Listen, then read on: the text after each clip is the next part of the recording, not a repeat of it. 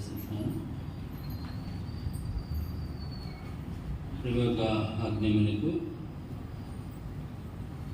ప్రియ ప్రభుని జ్ఞాపకం చేసుకుంటూ మనందరినీ నూతన దినంలో సంతరించి ఆయన పాద సన్నిధికి క్షేమంగా మరియు నడిపించిన ఆ గొప్ప దేవుని మరియు జ్ఞాపకం చేసుకుంటూ చేరొచ్చుంటుండగా లేఖనాల నుండి యెషయా గ్రంథము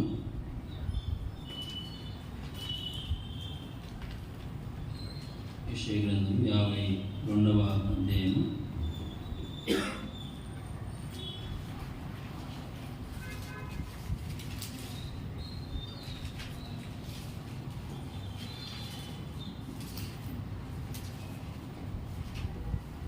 52వ అధ్యాయము మొదటి నుండి 10 వచనాలు మాత్రమే చదువుకుంటే, సియోను లెమ్ము లెమ్ము, నీ బలము ధరించుకును, పరిశుద్ధ పట్టణమైన యెరూషలేమా, నీ సుందర వస్త్రములను ధరించుకును. ఇక మీదట సున్నతి పొందని వాడొకడైనను అపవిత్రుడొకడైనను నీ లోపలికి రాడు.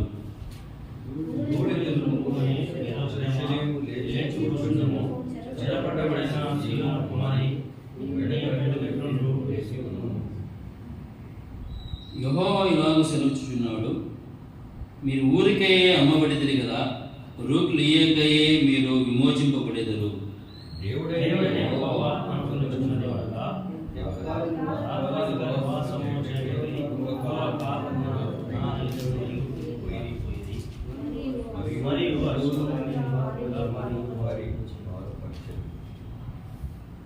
నా జనులు ఊరికే కొనిపోబడి ఉన్నారు, వారిని బాధపరచువారు వారిని చూచి గర్జించుచున్నారు.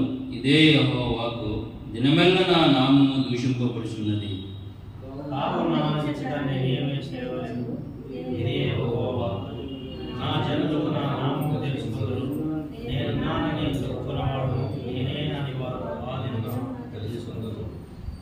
సువార్త ప్రకటించుచు సమాధానము చాటించుచు సువర్తమానము ప్రకటించుచు రక్షణ సమాచారము ప్రకటించు వాని పాదములు నీ దేవుడు ఏలుచున్నాడని సియోనుతో చెప్పుచున్న వాని పాదములు పర్వతముల మీద ఎంతో సుందరములైనవి.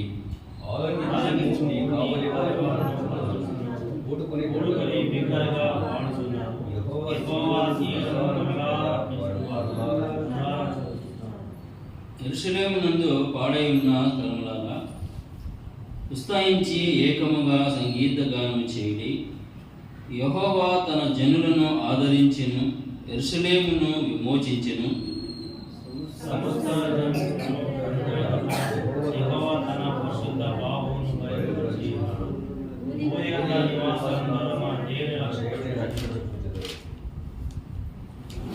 చదవడిన లేఖన భాగాన్ని అనేక మార్లు ఆయా సందర్భాల్లో ఈ మాటలు మనము ఆయా మరి దేవుని దాసుల ద్వారా మనం వినించున్నాము.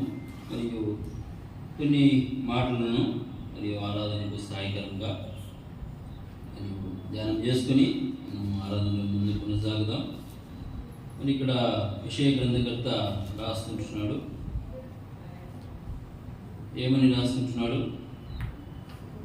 చదవడిన మరియు 10 వచనాలలో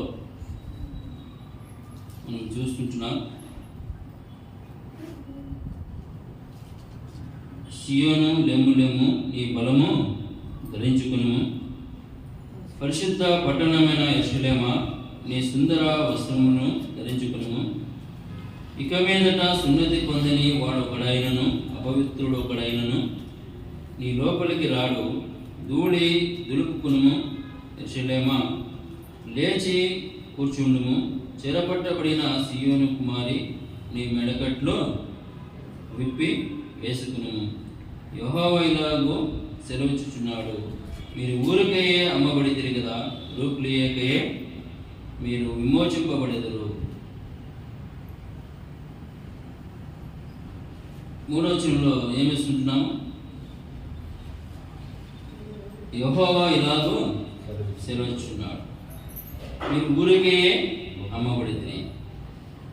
దేనికి అమ్మబడ్డారు? పైన మనం ఆలోచన చేస్తున్నాం. వారు బలమును కోల్పోయినవారు కదా. సియోను, లెమ్ము లెమ్ము నీ బలమును ధరించుకున్నాను.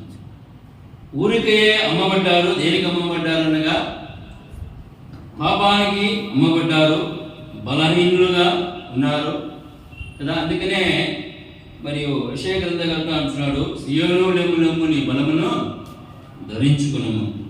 పరిశుద్ధ పట్టణమైన యెరూషలేమా నీ సుందర వస్త్రములను ధరించుకున్నాము. మరియు ఆ యొక్క యెరూషలేము పట్టణము ఏ విధంగా ఉన్నదట? మురికి గుడ్డలతో ఉంటున్నది. మన నీతి క్రియలన్నీ మురికి గుడ్డల వలె ఉన్నాయని పరిశుద్ధ లేఖనం తెలియజేస్తున్నది. అదేవిధంగా ఈ యొక్క యెరూషలేము యొక్క పట్టణం యొక్క వారి యొక్క క్రియలు కూడా ఏ విధంగా ఉన్నాయి? మరియు అవి మురికిగా ఉన్నట్టుగా మనము గమనిస్తుంటున్నాం. అందుకనే అంటున్నాడు, సియోను లెమ్ము లెమ్ము ఈ బలమును ధరించుకున్నాము. బలహీనులుగా ఉంటున్నారు, దేవునికి దూరస్తులుగా ఉంటున్నారు, మరియు అమ్మివేయబడిన వారిగా ఉంటున్నారు, పాపానికి అమ్మివేయబడిన వారిగా ఉంటున్నారు. అది ఏ విధంగా అమ్మబడ్డారు అని ఆలోచన చేసినప్పుడు యెహోవా ఇలాగ సెలవిస్తున్నాడు, మీరు ఊరికే అమ్మబడింది. ఊరికే ఏ విధంగా అమ్మబడ్డారు అనగా ఆజ్ఞ అతిక్రమం కదా. ఆది మానవుడైన ఆదాము మరి ఆజ్ఞ అతిక్రమించిన ద్వారా కదా అపవాది సులువుగా చిక్కులు పెట్టి పాపంలో మరి పడివేసి ఉంటుండగా ఆ విధముగా ఊరికే అమ్మబడ్డారు. దేనికి అమ్మబడ్డారు? పాపానికి అమ్మబడ్డారు. ఊరికే అమ్మబడి రూక్లివ్వకే మీరు విమోచింపబడేదురు అని మనం చూస్తుంటున్నాం. రూక్లివ్వకే విమోచింపబడేదురు. ఏ విధంగా రూక్లివ్వకే విమోచింపబడేదురు అని మన యెషయా గ్రంథకర్త రాస్తున్నాడు. ఆలోచన చేసినప్పుడు మన యొక్క పాప విమోచన క్రయధనము అది బహు గొప్పదని లేఖనంలో మనం చూస్తాం. అది ఎటువంటిదంట? మన యొక్క పాపపు కదా ఊరికే అమ్మబడిన ఆ పాపపు క్రయధనము, ఆ పాపపు క్రయధనము బహు గొప్పదని మనం లేఖనాలు చూస్తున్నాం. అయితే యెషయా గ్రంథకర్త రాస్తున్నాడు, రూకులు ఇవ్వకయే మీరు విమోచింపబడేది. ఏ విధంగా మనం ఆలోచన చేసినప్పుడు మన యొక్క ప్రాణ విమోచన ధనము, పాపానికి వచ్చే జీతము మరణమైతుండగా ఆ మరణం నుండి మనం తప్పింపబడాలంటే దానికి గొప్ప వెల చెల్లించాలి. మన యొక్క పాపపు మరియు బహు గొప్పదని మనం చూస్తుంటున్నాం. ప్రాణం యొక్క విమోచనము, ప్రాణం నుండి కదా ఆ మరణం నుండి మనము విమోచింపబడాలంటే అది గొప్ప విలువ చెల్లించాలి. అయితే యెషయా గ్రంథకర్త అంటున్నాడు, రూకులు ఇవ్వకయే కదా విలువ చెల్లించకయే మీరు ఊరికే మరి రూకులు ఇవ్వకయే మీరు విమోచింపబడదని మనం చూస్తున్నాం. ఏ విధంగా అనగా మన చేత కాదు, మన యొక్క పాపం మన యొక్క మరణం యొక్క మరియు ప్రాణ విమోచనము అది బహు గొప్పదని లేఖనము సెలవిస్తుంది. అది ఆ గొప్ప విలువ మన యొక్క పాపము ఏ విధంగా మరియు పోతుంది అనగా రూపులు ఇవ్వకయే మనము విమోచించబడ్డాం. వాస్తవమే. అది ఏ విధంగా అనగా ఆ వెల చెల్లించడానికి మన చేత లోకంలో ఎవరు కూడా ఆ వెల చెల్లించడానికి సరిపోయిన వారు ఎవరు కూడా లేరు. మన ప్రియ ప్రభువు ఒక్కడే తప్ప వేరే ఎవరు కూడా లేరు. 4వ వచనంలో అదే దేవుడైన యెహోవా అనుకొనుచున్నది ఏమనగా తాత్కాల నివాసము చేయుటకై పూర్వకాలమున నా జనులు ఐగుప్తులకు పోయిరి. ఎక్కడికి పోయిరి? పాపపు ఐగుప్తులో బానిసలుగా ఉంటున్నారు కదా. ఎక్కడ ఉన్నవారు? సీయోనులో ఉన్నవారు, యెరూషలేములో ఉన్నవారు ఎక్కడికి వెళ్ళారు? పాపపు ఐగుప్తునకు వెళ్ళారు. ఏ విధంగా వెళ్ళారు? ఊరికే అమ్మబడ్డారు. అపవాది మరియు సులువుగా చిక్కులు పెట్టి వారిని ఊరికే పాపంలో పడివేసింది.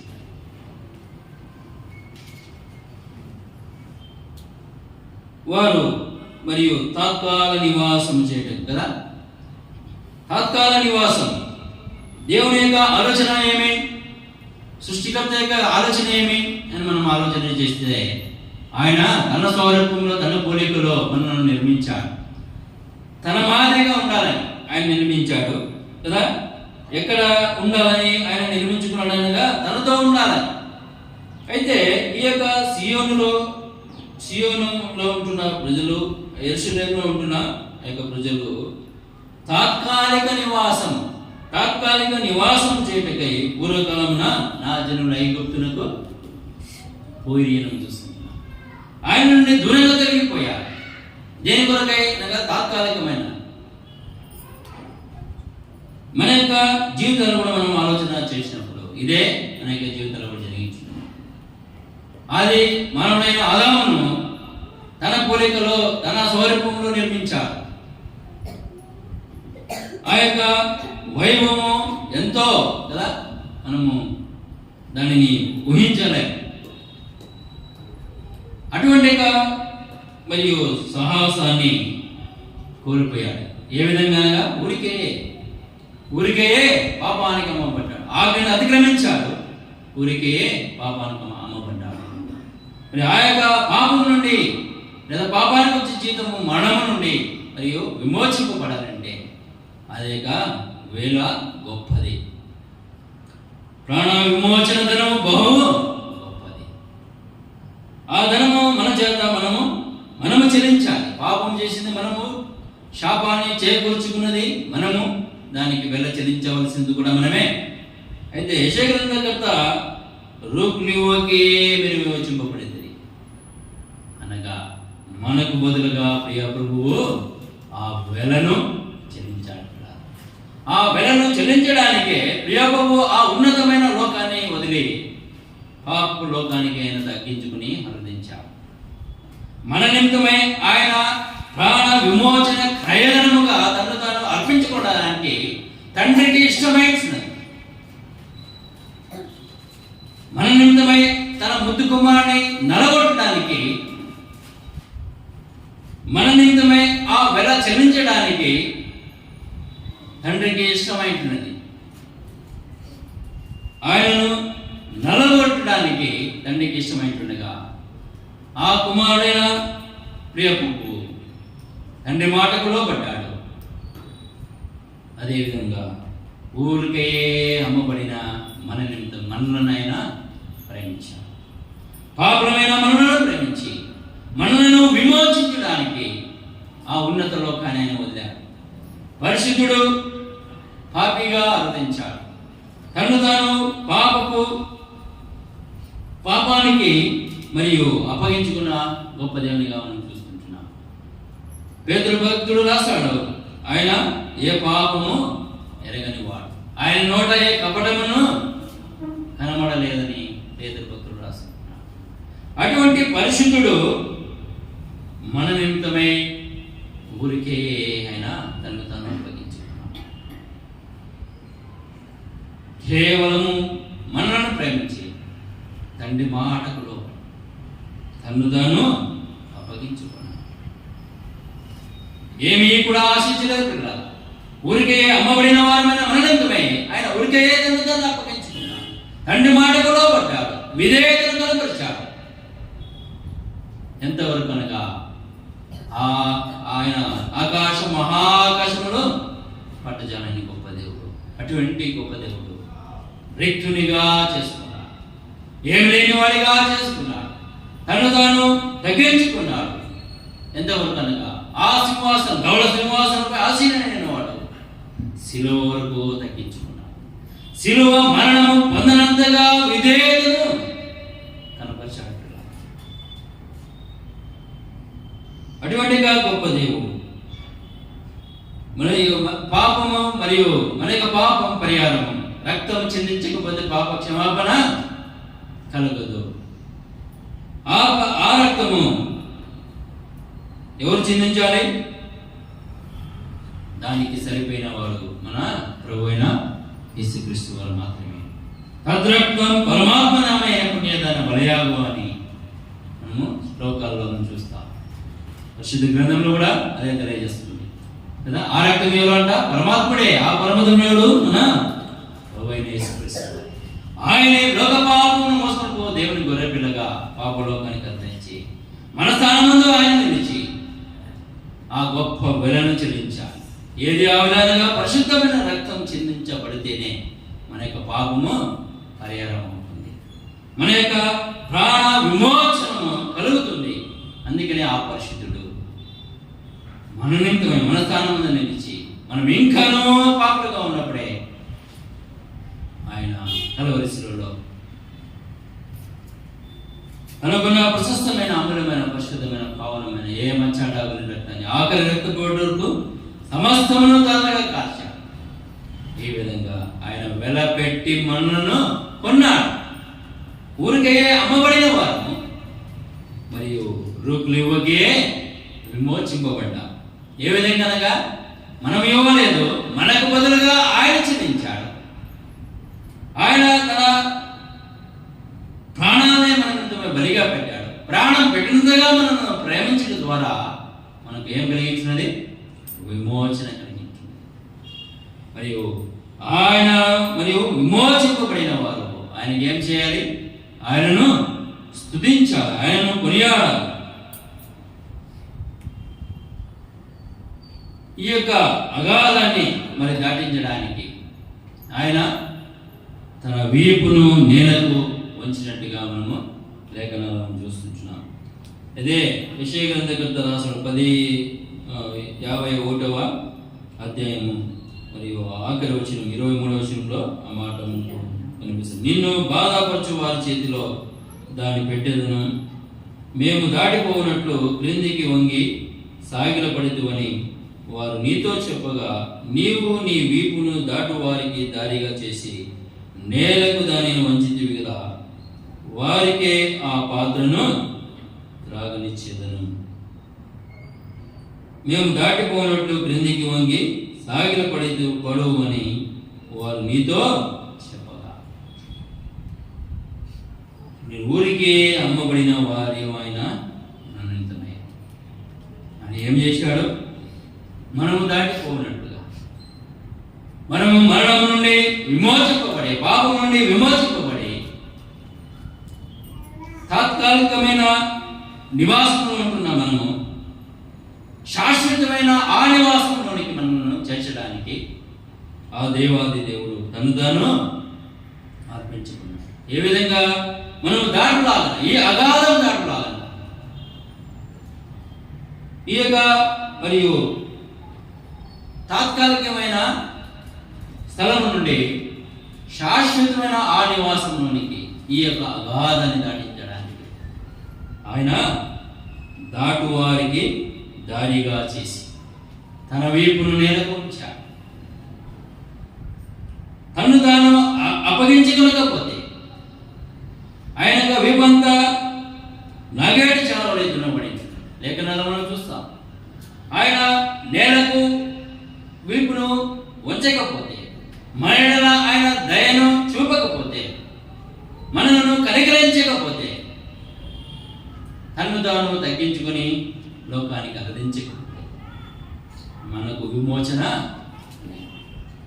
అందుకే మన భక్తుడు అందుకే రాస్తారు, మన యొక్క ప్రాణ విమోచన క్రయధనము బహు గొప్పది.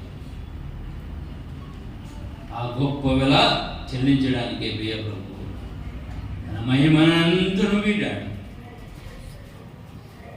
మనను విమోచించడానికి. తాత్కాలికమైన ఈ నివాసం నుండి శాశ్వతమైన యుగయుగాల ఆయనతో కూడా ఉండే నివాసం చేర్చడానికి తను తాను అప్పగించుకున్నాడు. ప్రాణం పెట్టినందుగా మనను ప్రేమించి తిరిగి మూడవ దినమున మృత్యుంజయుడై లేచాడు. ఆ శాశ్వతమైన నివాసం ఏ విధంగా మనం దొరికింది అనగా మరణంపై ఆయన విజయాన్ని సాధించాడు. ఓ మరణమని ముళ్ళెక్కడ, ఓ మరణమని విజయం ఎక్కడని మరణపు ముళ్ళునైనా విరిచిన గొప్ప దేవుడు. మరణము ఆయనను బంధించుట అసాధ్యమని లేఖనం సెలవిస్తుంది.